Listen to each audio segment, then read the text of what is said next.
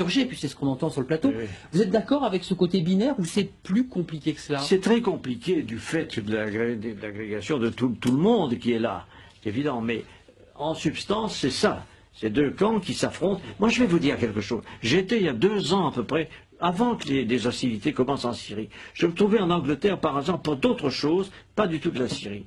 J'ai rencontré des responsables anglais.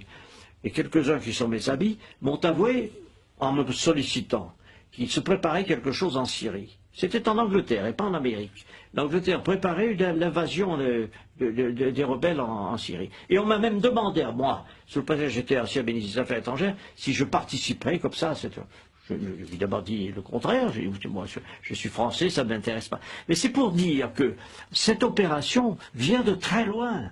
Elle a été préparée, conçue, organisée. Dans quel but, hein? Excusez-moi, dans quel but? L'idée de le renverser Bachar, c'était quoi le but? La finalité? Dans le but très simple, mais le but très simple, de destituer le gouvernement syrien, parce que dans la région, il est important de savoir que ce régime syrien a des propos anti-israéliens.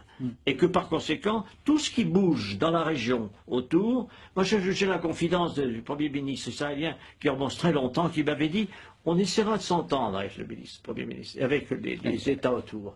Et ceux qui ne s'entendront pas, on les abattra. C'est une politique, c'est une conception de l'histoire. Pourquoi pas, après tout? Mais il faut le savoir.